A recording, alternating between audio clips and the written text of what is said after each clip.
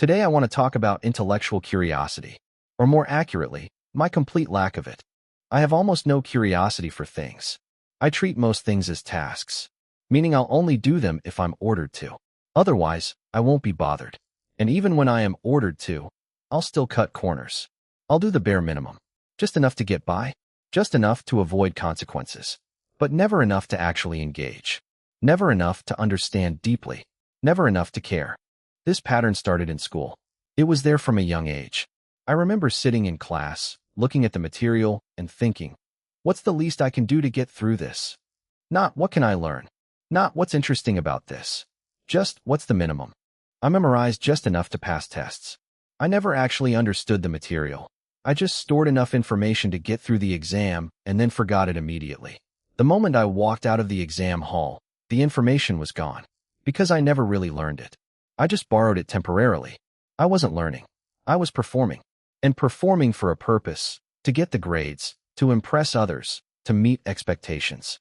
But never for myself. Never out of genuine interest. And it's lasted till now. Even today, my default is to avoid effort. To avoid thinking. To avoid engaging deeply with anything. I've carried this pattern from the classroom into every area of my life. Work, relationships, personal projects, hobbies, everything. The same pattern shows up everywhere. Do the minimum. Cut corners. Avoid effort. Stay shallow. But here's the thing. It's not just that I lack curiosity.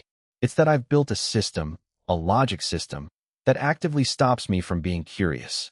Because being curious requires effort. It requires me to research, read through, understand, and do active recall. These are all against the current system I have. They're incompatible with how I've trained myself to operate. They're threatening to the structure I've built. Let me explain how this system works. First, I frame everything as a task. If it's a task, it doesn't require curiosity. It just requires completion. I don't need to understand it deeply. I just need to tick the box. It's a subtle shift in framing, but it changes everything. When you see something as a task, you're already disengaged. You're already just trying to get through it. You're not present. You're not curious. You're just going through the motions. Second, I wait for orders. I don't act unless told to. If no one tells me what to do, I don't do anything. Why would I? That would require effort. That would require initiative. That would require curiosity. It's easier to wait. It's safer to wait. If I wait for instructions, I can't be blamed for taking the wrong initiative. I can't make a mistake. I can't be wrong. So I wait.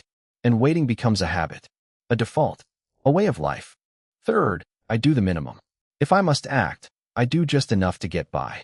I cut corners. I avoid deep engagement. I protect myself from the discomfort of thinking. I do what's required and nothing more.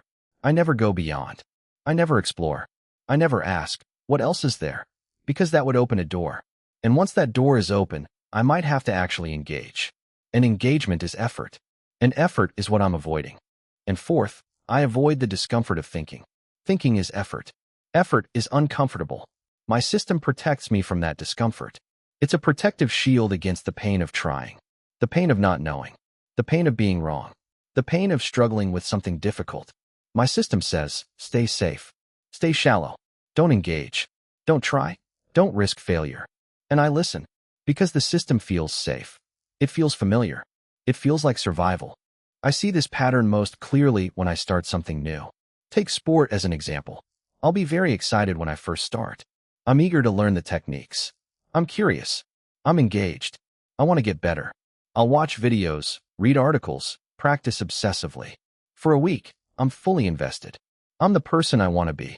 And then, after about a week, that passion starts to diminish. The novelty wears off. The effort kicks in. And I either just do it for pleasure, without really thinking about how to improve, or I quit entirely. I stop doing it. Because improving requires effort. It requires sustained focus. It requires facing the discomfort of not being good yet, of struggling, of failing. And my system is designed to avoid exactly that. The novelty of something new gives me a temporary burst of curiosity. It's effortless. It's exciting. It's new. It doesn't require deep engagement. It just requires surface-level excitement. But when the novelty fades, when the actual work begins, that's when the system kicks in. This is hard. This requires effort. This is uncomfortable. I avoid effort. I avoid discomfort. And I pull back. I retreat. I go back to the safe, shallow space where I don't have to try. And it's not just sports. It's everything. It's why I avoid reading complex material. It's why I avoid learning new skills. It's why I avoid anything that requires sustained mental effort. The initial curiosity is there, briefly, but it doesn't last. Because it's not real curiosity.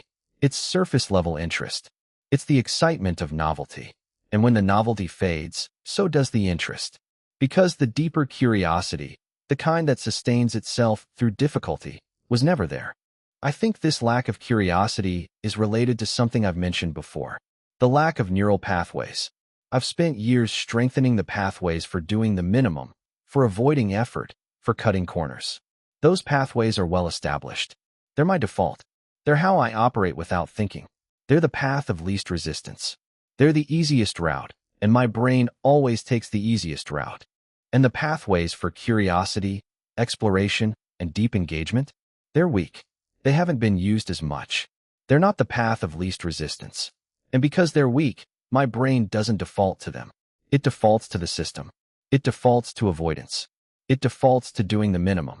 After years of self-cheating, years of doing the minimum, years of avoiding effort, years of cutting corners, I established a logic system that either stops me from using my brain or allows me to use very little logical thinking. It's efficient in its own way. It keeps me safe from the discomfort of effort. It protects me from the pain of trying and failing. It shields me from the vulnerability of not knowing. But it also keeps me stuck. It keeps me shallow. It keeps me from growing. It keeps me from becoming the person I want to be. I think about the cost of this system. What have I lost? Intellectually, I've stayed shallow. I've avoided developing expertise in anything. I've never really mastered a subject. I've always been a generalist who knows a little about a lot, but nothing deeply. Professionally, I've stayed in roles where I don't have to think too hard. I've avoided challenges that would require me to stretch. Relationally, I've stayed on the surface with people because understanding them deeply requires effort, and I avoid effort. Personally, I've missed out on the satisfaction of mastery, the joy of discovery, the growth that comes from pushing through difficulty. The system protected me from discomfort, but it also protected me from fulfillment. Curiosity is fundamentally about exploring the unknown. It requires uncertainty. It requires effort. It requires engagement. All of these are things my system is designed to avoid. So I stay in the shallow end. I stay where it's safe. I stay where I don't have to try.